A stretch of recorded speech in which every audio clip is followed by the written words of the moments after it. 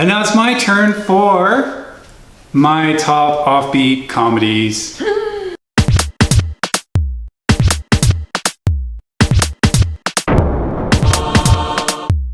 Okay, buckle up.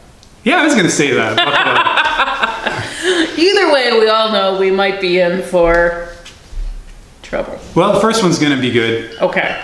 It's Punch Drunk Love. Punch Drunk Love, yay! This is an Adam Sandler movie, unlike any other Adam Sandler movie.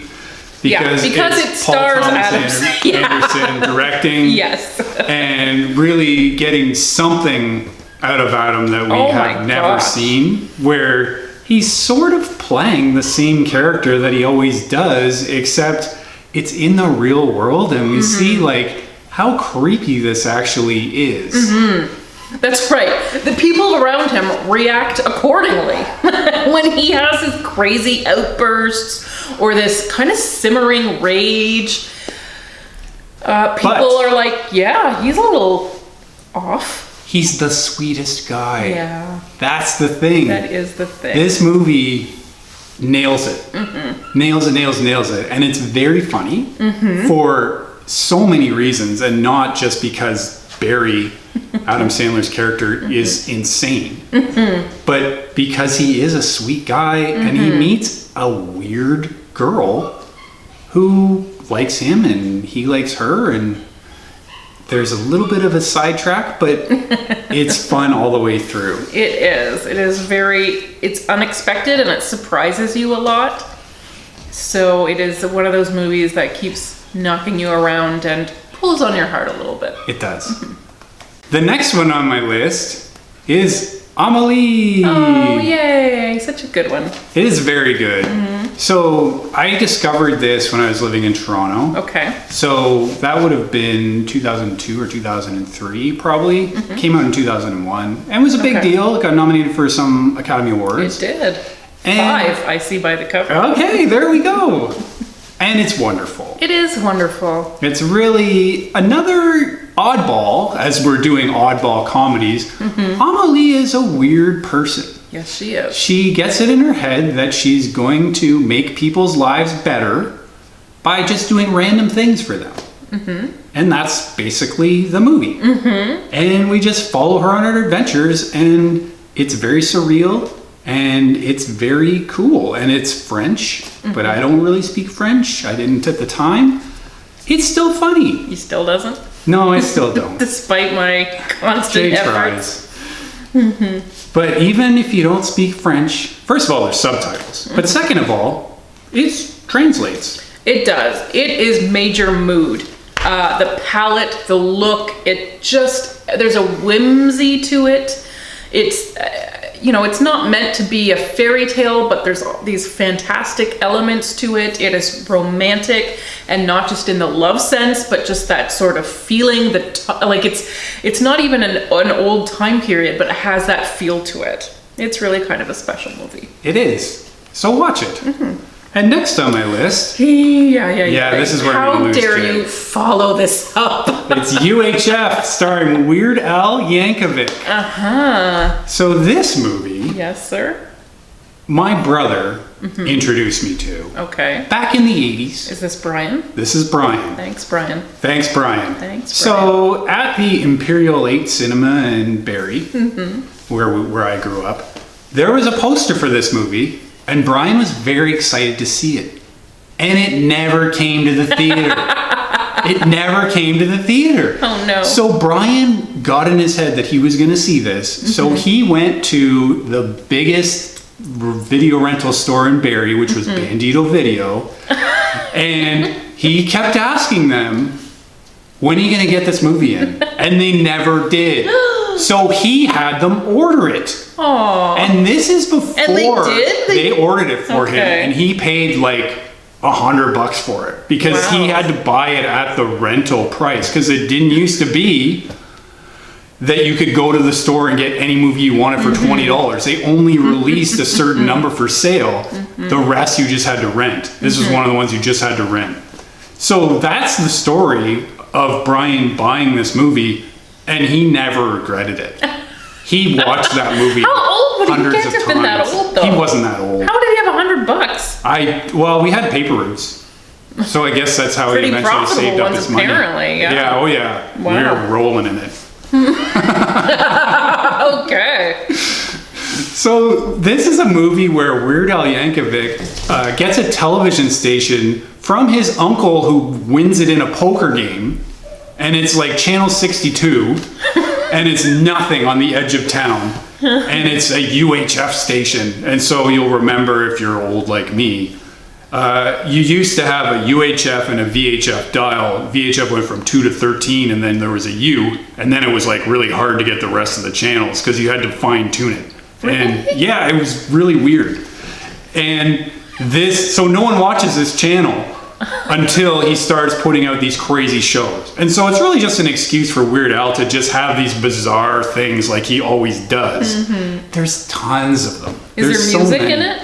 There is some music. There is a video taking off of Money for Nothing, which is, again, if you know what that song is, you're probably going to get every single one of these references in this movie. And if you don't, then you're probably going to be God lost. help you. Yeah. Anyway, it's a good one. If you're old and looking for Weird Al movies that you may not have seen. Okay, I'm going to lose you on this one too. This is Kung Fu Hustle. And I love this movie, and I haven't made Jay watch it yet because I know she's going to hate it, and I can't really justify why I love it.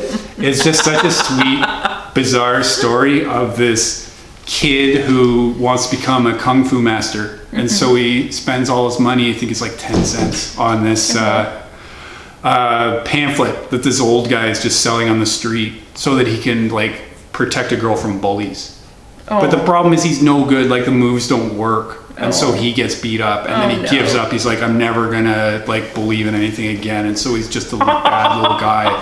And then he wants to join the Axe Gang in his town, and along the way he learns that maybe he does actually have the natural kung fu that he always wanted.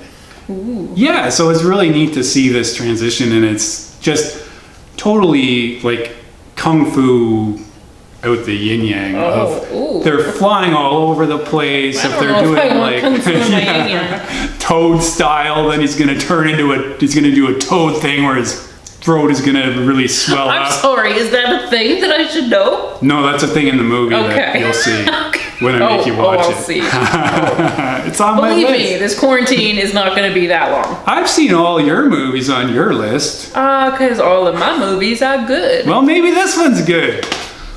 That's why it's on my list. I like it. Okay, what next? Next on my list is Dinner for Schmucks. Okay. So this is Steve Carell and Paul Rudd. And Paul Rudd is a not super nice guy, but he thinks he's a nice guy. He wants to get promoted at work. He finds out that they have this dinner where you have to bring a weirdo. And then you just get a prize if you bring the weirdest person, and everyone laughs at them. That's not a very nice dinner party game. No. But Paul Rudd finds Steve Carell, who is a weirdo, because he makes masterpieces, which are little creations. He recreates like movies using mice, and he'll just take their pictures. And it is not just strange. Movies. No, that's true. Like famous pieces of artwork, lots of scenes from his marriage. Oh yeah. And he's using like taxidermied dead mice that he has personally scooped up from the city. Thank you. I forgot to mention that part. Hand stuffed and sewn into, whatever various poses. Yeah. So I'm not sure this movie is as good as it should have been with the teaming of Steve Carell and Paul Rudd. But there's still just so many funny parts. Yes. So many strange and wonderful pieces to this movie. Yes. So, now, it is a remake from Dîner des Cons, a French movie, so Sean hasn't seen it. No, I haven't. But this, so this is, of course, the crass American version, but it is quite good. And once you get to that famous dinner party, you will see some more famous faces. Yeah, you will. There's a lot of people going all out in that. Jermaine Clement. He's right. not at the dinner. He is a full-fledged character, and you will never look at him the same. No, you won't. No.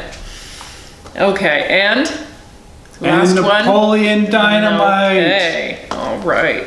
Yeah, so this movie is another bizarre oddball featuring not only Napoleon as a weirdo, but everyone in this movie is really strange.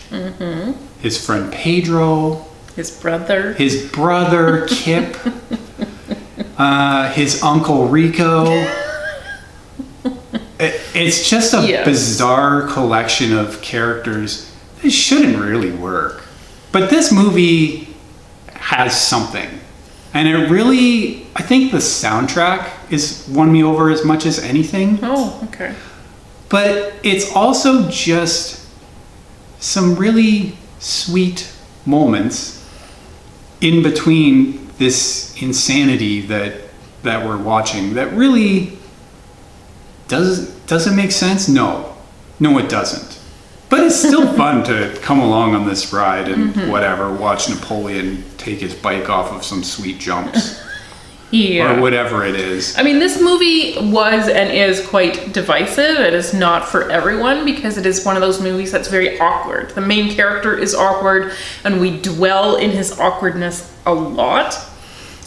Traditionally, I have a hard time with that because I feel awkward. I feel like secondhand embarrassment for people. That's why I can't watch, what's that one? Not Arrested Development. I mean, there's a lot that you can't watch. No, the David, the Seinfeld guy, but not Seinfeld.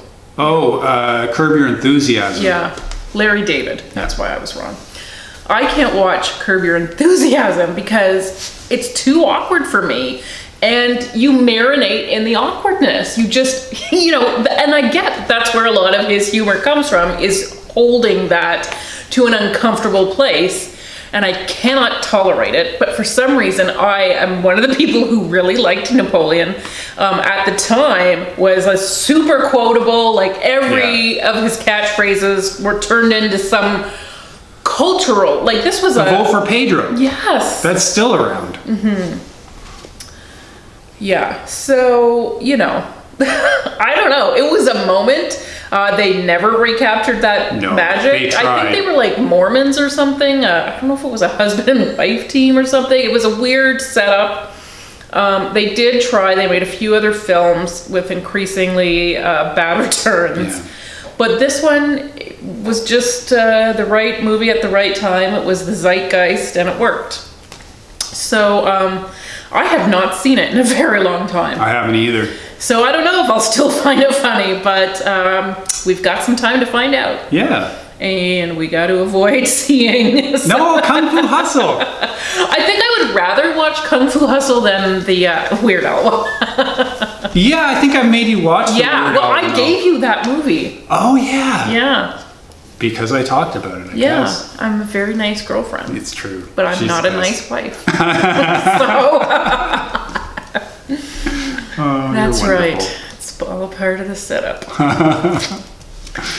So that's Sean's list. That's my list. Yeah. So please tell us in the comments let us know whose list is better. My list. Or my list. Pro AJ's list. It's totally mine.